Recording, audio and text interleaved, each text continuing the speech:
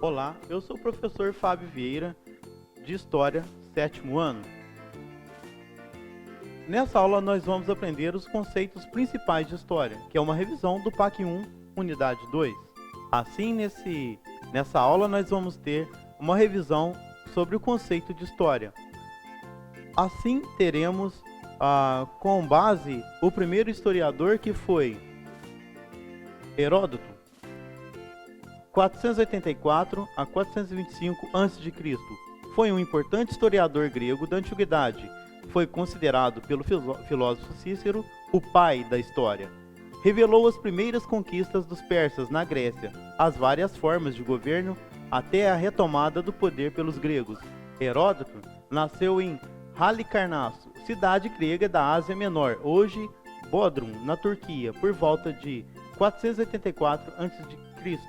Pertencia à aristocracia daquela colônia, submetida então ao Império Persa.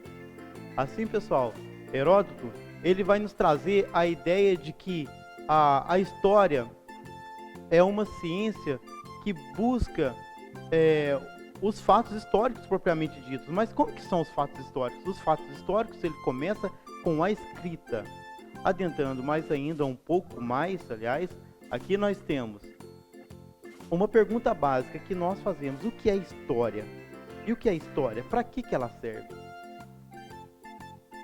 Para os antigos gregos que a criaram, significa pesquisa, investigação, isto é, implicava a busca pelos vestígios dos fatos passados, das glórias e das tragédias vividas pelos homens e mulheres que nos antecederam. Lembrando novamente que a história ela não é baseada no achismo. A história ela precisa de documento, ela precisa de uma análise documental. A partir da análise documental é que se faz a história, que você tenha uma coisa tátil, uma coisa que você possa tocar e falar: isso realmente aconteceu em um determinado período.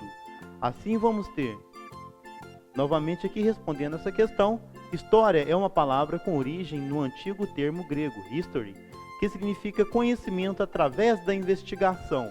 A história é uma ciência que investiga o passado da humanidade e o seu processo de evolução, tendo como referência um lugar, uma época, um povo ou um indivíduo específico.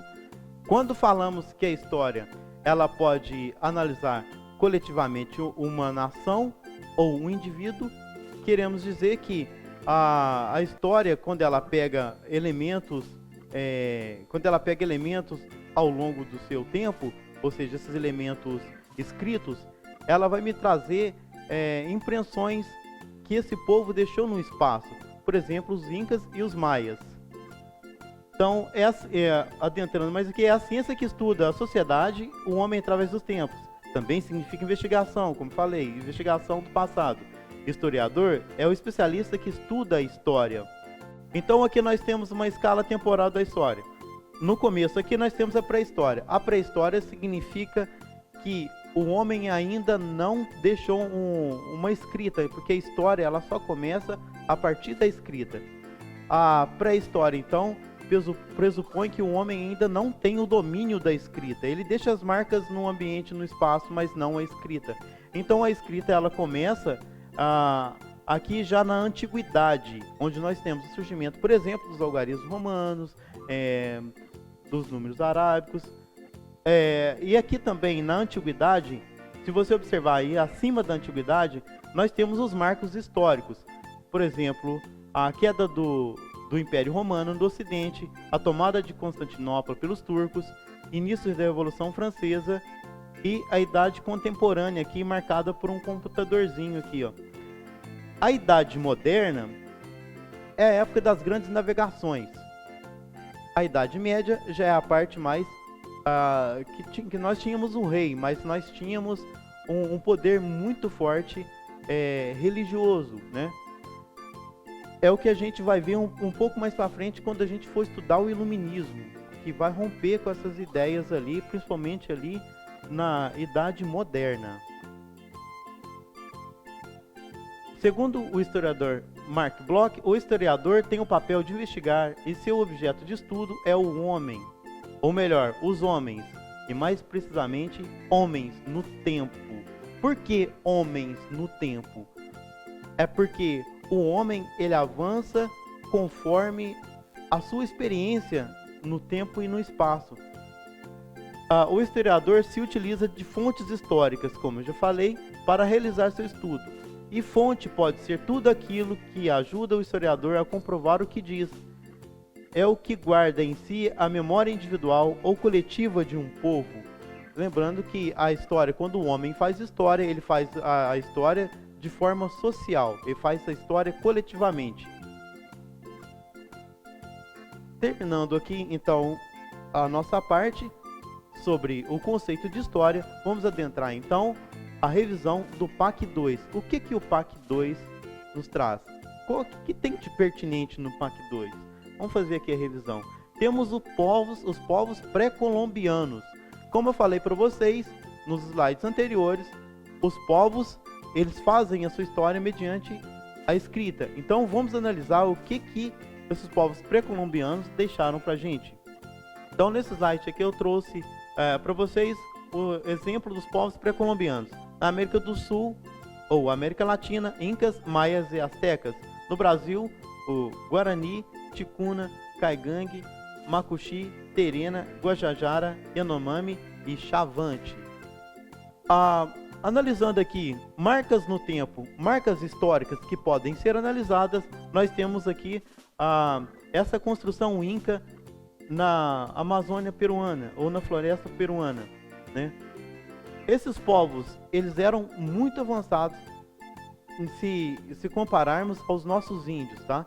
Eles já dominavam, por exemplo, a astronomia, não essa astronomia como a gente conhece hoje, mas uma astronomia que os favoreciam ao cultivo, por exemplo, de seus itens alimentícios.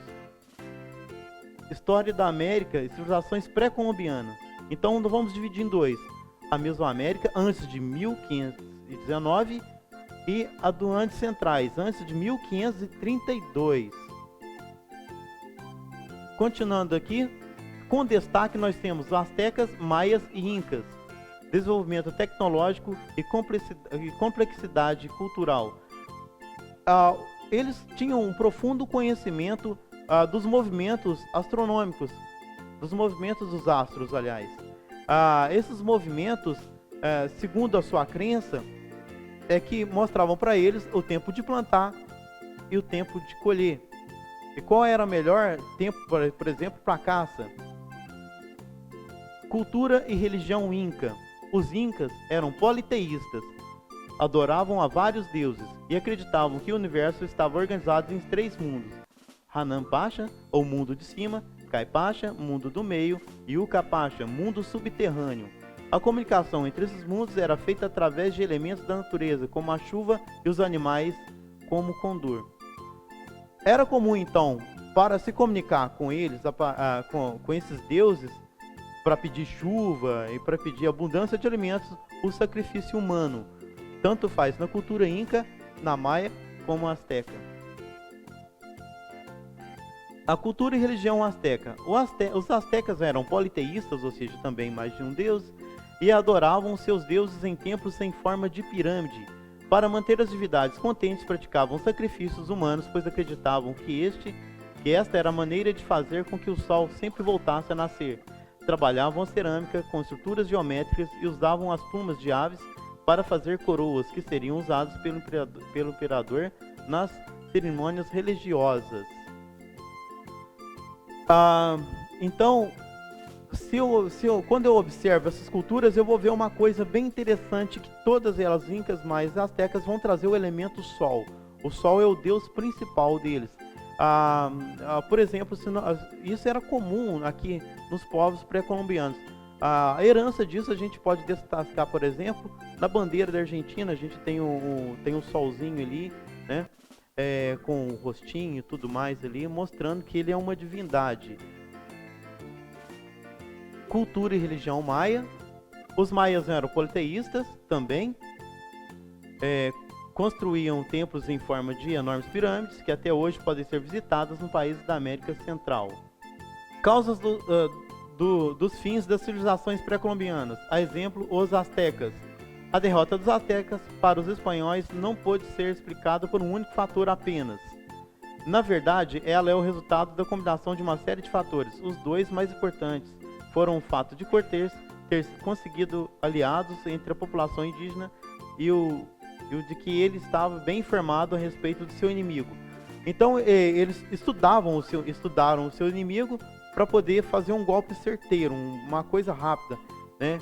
É o que na guerra convencional nós chamamos de assalto, muito rápido, ou guerra relâmpago. Então eles já tinham estudado como funcionavam essas comunidades e invadiram esses povos buscando as suas riquezas, principalmente o ouro. Aqui nós temos marcas aqui dos povos pré-colombianos. Eu trouxe esse slide aqui para mostrar para vocês como que os nossos índios trabalhavam o seu espaço. Isso são marcas e são elementos históricos que podem ser analisados. Conclusão: a história é importante ferramenta de estudo da humanidade e seus avanços no tempo e espaço, uma ciência puramente investigativa que usa várias fontes históricas. Aplicando história na América, aprendemos, análise da história, que os povos antes de Colombo possuíam conhecimentos essenciais de manutenção de suas sociedades, que as marcas destes povos nos contam a história de nosso território. Estes povos foram submetidos à crueldade por conta da ganância capital.